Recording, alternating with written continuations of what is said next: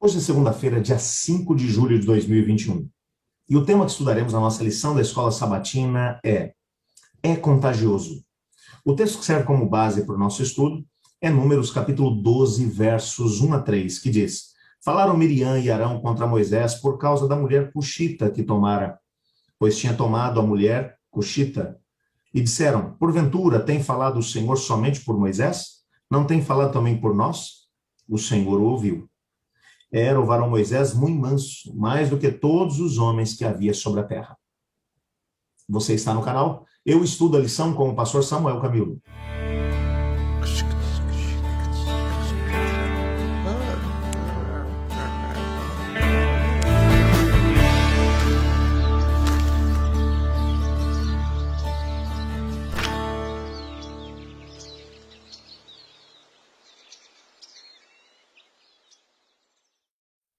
O nosso guia de estudos começa com um texto realmente muito intrigante. Como vimos na lição de ontem, a inquietação é um estado de espírito de pessoas que estão vazias. Pessoas que estão com o coração vazio de Deus costumam reagir com muita inquietação. Mas há um detalhe que nós precisamos compreender. Às vezes nós estamos no meio de tanta murmuração, de tanta reclamação, tanta rebeldia, tanta inquietação, que às vezes acabamos sendo influenciados por elas. Esse estado de espírito acaba sendo contagioso, por assim dizer. No caso de Israel, esse espírito de inquietação acabou surgindo de onde menos se esperava. Nossa lição hoje vai mencionar que a inquietação aconteceu na casa do Moisés. Moisés era o líder de Israel. Havia sido escolhido para tanto. Ele havia sido preparado durante nada mais, nada menos do que 40 anos na escola do deserto, para aprender a mansidão, para aprender a dependência de Deus. E se há uma coisa que nós podemos dizer a respeito dele, é que ele havia aprendido a depender do Senhor. Tinha uma relação com Deus que era algo tremendo. Ele conversava com Deus e falava com Deus como um homem fala com seu amigo. Ele foi o único indivíduo, até onde eu sei, pelo que a Bíblia menciona, que teve a coragem de pedir para ver o rosto de Deus. Em determinado momento ele diz para o Senhor: Senhor, mostra-me a tua glória. E Deus olha para ele assim: pô, Moisés, aí não vai dar certo, né? Você não pode, porque se qualquer mortal, pecador, vira minha glória, então vai acabar sendo consumido por ela. Eu quase imagino Moisés dizendo: tá bom, Senhor, eu sei que eu passei do limite aí, mas é que é só ouvir a sua voz, é pouco para mim, eu quero mais. E Deus, vamos fazer o seguinte: eu vou te colocar naquela rocha, naquela fenda daquela rocha, vou colocar minha mão na frente e vou passar diante de você. E depois que eu tiver passado, você vai poder me ver pelas costas. E foi o que ele viu. Algo tremendo. Foi o único que viu o Senhor. E sabemos, Ellen White vai mencionar que era ninguém menos do que a segunda pessoa da Trindade Divina, o mesmo que, depois da encarnação, passou a receber o nome de Jesus Cristo da cidade de Nazaré. E ele foi o único que teve a oportunidade de vê-lo pelas costas, mas ele viu antes da encarnação. Imagina o que é isso. Que tremendo foi. É tanto que quando ele desceu do monte, o seu rosto brilhava tanto por causa da glória de Deus que ele tinha tido a oportunidade de visualizar, que o povo pediu para que ele colocasse um véu, porque o seu rosto brilhava demais. Você pode imaginar que situação era essa? E foi contra esse indivíduo agora que surgiu a situação da inquietação, não apenas por parte do povo, mas agora por parte dos seus irmãos.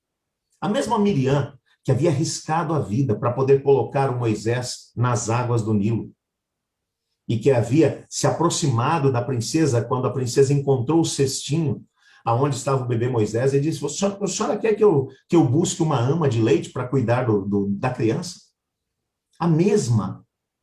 O mesmo Arão que havia, junto com Moisés, encarado os perigos junto do faraó, e que havia visto tantos sinais maravilhosos, e que através dele, inclusive, isso aconteceu. O mesmo Arão que havia sido escolhido para ser o sumo sacerdote. Miriam, que era tido como uma profetisa em Israel. Agora, você percebe que é um espírito de inquietação, por quê? Porque o Números, no capítulo 12, verso 1, nós percebemos ali o momento em que em que o Moisés mesmo vai dizer qual foi o problema que surgiu. Começou a haver uma fofoca dentro do acampamento por causa da mulher do Moisés, porque ela não era israelita. Porque Moisés tinha se casado com uma mulher cuxita, que era, portanto, de Midian. Ela não era israelita. E começaram agora a reclamar por causa da etnia dela. E você olha e começa a pensar assim, mas será que o problema era realmente esse? Será que a etnia dela estava trazendo um problema para Israel? Só para poder lembrar que o pai dela, Jetro, tinha vindo para o acampamento quando Moisés estava no auge de um estresse doido, trabalhando desde antes do sol nascer até depois do sol se pôr, e ele vai aconselhar Moisés no sentido de poder dividir funções, escolher líderes, líderes de 50, líderes de 100, líderes de 500, e somente as situações mais complexas que eles não pudessem resolver seriam trazidas por Moisés. Moisés ouviu esse conselho. E por causa desse conselho, o Senhor Deus escolheu 70 líderes. E esses 70 líderes receberam um pouco do poder, do Espírito do Senhor que estava sobre Moisés. Foi algo realmente tremendo. E você percebe nitidamente que o problema não era a esposa do Moisés, mas provavelmente o conselho que o sogro do Moisés tinha dado a Moisés. Por quê? Porque quando Moisés precisava de alguma coisa, Moisés estava extremamente esgotado fisicamente, enquanto estava lidando sozinho com os problemas do povo. As pessoas traziam para ele todas as situações para ele poder resolver. Mas quando o sogro deu o conselho, e ele conversando com Deus, Deus gostou do conselho e escolheu os 70 líderes, algo mudou dentro da liderança em Israel. O que mudou? Quando Moisés tinha um problema, ele podia contar com quem? Com a Miriam e com Arão. Só e exclusivamente com isso. Com os dois irmãos. Agora, ele tinha 70 pessoas que estavam lá. O que acabou acontecendo foi que o poder que eles tinham sobre Moisés diminuiu. E o nosso guia de estudos vai mostrar que esse realmente era o problema. Eles estavam com ciúme do que tinha acontecido. Eles queriam continuar tendo mais ascendência sobre Moisés. Isso nos mostra como nosso coração é pecador. Essa é a mesma Miriam que, sob o Espírito do Senhor, logo depois que atravessou o Mar Vermelho, ela toma um tamborim junto com as mulheres, ela canta e dança diante do Senhor. É a mesma Miriam que foi parceira de Moisés o tempo todo. Agora, ela encabeça uma situação, juntamente com seu irmão Arão, contra o próprio Moisés. Bom, Moisés soube, mas o texto vai dizer que ele era o homem mais manso que já tinha vivido sobre a terra, o que significa que Moisés não tomou postura nenhuma. Moisés começou a ser caluniado pelos próprios irmãos. A fofoca que Miriam e Arão estavam fazendo contra ele estava minando a sua autoridade diante do povo, mas ele não reagiu. A pior coisa que uma pessoa pode fazer contra os seus adversários é deixar que eles fiquem ignorados diante daquilo que eles querem. Quando uma pessoa tenta procurar briga, dissensão, contenda conosco, tudo que eles querem é que nós reajamos, para que através da nossa reação eles tenham um argumento para poder dizer, tá vendo? Aquele lá é o povo de Deus, aquele lá é o servo de Deus. Moisés ficou quieto. Mas o que me chama a atenção é que Deus agiu.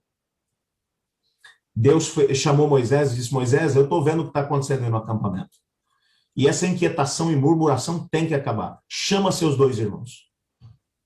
Moisés chama os dois diante do Senhor. Essa conversa vai acontecer, quem está mediando essa conversa é Deus. E Deus diz, eu estou vendo o que está acontecendo. E como Miriam começou essa história toda, ela agora vai ficar leprosa. E de uma hora para outra, a pele dela ficou branca como a neve, coberta de lepra. Ela imediatamente começa a pedir perdão a Moisés e a Deus. Arão, por sua vez, que era o sumo sacerdote, ele começa também da mesma maneira a clamar a Deus.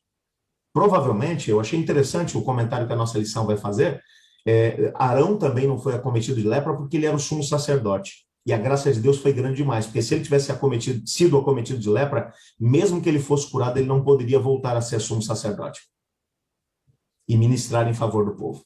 E então agora, nessa situação toda, Miriam fica leprosa. Arão começa imediatamente a dizer para Moisés, Moisés, clame por nós. Moisés, nessa altura, poderia, talvez como eu vejo algumas pessoas inquietas também, que às vezes passam por essas situações e reagem de forma tão inquieta quanto os acusadores, dizendo, vocês merecem, isso é bem feito, o que aconteceu é justo. Moisés disse, Senhor, por favor, perdoa o pecado deles. Perdoa, Senhor. Dá uma segunda oportunidade. O Senhor é um Deus de graça e de misericórdia. Eu sou fanzaço de Moisés no meio de uma situação como essa. Ele agora vai interceder por aqueles que estavam difamando o seu nome, a sua família, a sua esposa. E Deus vai dizer, olha, eu ouvi você, Moisés, e por causa do teu pedido eu vou perdoar os dois. Mas Miriam vai ficar do lado de fora do acampamento por 7 dias, para que todo mundo perceba que eu levo muito a sério esse negócio da inquietação, da calúnia, da difamação e, ao mesmo tempo, da fofoca. Eu vou levar isso muito a sério. E ela passa 7 dias do lado de fora, sofrendo com a lepra. No final do 7º dia, ela teve a oportunidade de poder voltar, completamente curada para dentro do acampamento. Mas o Senhor Deus não deixou que essa situação passasse em branco. Quando olhamos para ela, nós temos que parar para poder pensar que, às vezes, o sentimento de discórdia, a crítica, a difamação, e às vezes nós dizemos assim, vou fazer uma crítica construtiva. Amigo, não existe esse negócio de crítica construtiva. Crítica é crítica. E quando olhamos para a Bíblia, toda crítica provém do diabo, não provém de Deus. O que você pode fazer se você perceber que teu irmão está numa situação complicada, ou que ele está vivendo uma situação difícil e você quer ajudar, então chame-o para poder conversar, mas não para criticar aquilo que ele está fazendo de errado, mas para poder apontar um caminho melhor e mais excelente. A crítica não provém de Deus. Quando Jesus Cristo veio aqui a esse mundo, ele encontrou muita gente pecadora, você não encontra uma crítica feita por Jesus ao pecador. A crítica para o pecador é só uma pá a mais de terra em cima do seu caixão. Mas Jesus, ele esteve junto, amou essas pessoas, e é claro que ele aconselhou cada uma delas. Mas ele aconselhou com amor e mansidão. A crítica não provém de Deus. Se eu estou falando hoje para uma pessoa que tem sofrido com o hábito de criticar os outros, com o hábito de gerar fofocas e conversas, mesmo seja só dentro de casa, eu queria orar a Deus para que Deus tirasse de você essa inquietação e esse espírito de crítica. A Bíblia nos mostra que Deus não leva isso em banho-maria, que Deus intervém. Vamos orar a Deus para que Ele preencha o nosso coração com a presença de Cristo Jesus e do Espírito Santo. Vamos orar por isso? Obrigado, Senhor, porque em Tua palavra descobrimos que o Senhor nos ama e que o Senhor nos criou para sermos semelhantes a Cristo Jesus, que mesmo tendo poder e autoridade para criticar, Ele nunca o fez. Mas Ele sempre esteve disposto a amar o pecador e ajudá-lo a vencer as suas fraquezas. Ajuda-nos a viver da mesma maneira, pois é no nome de Cristo que oramos. Amém. Eu estudo a lição. E você?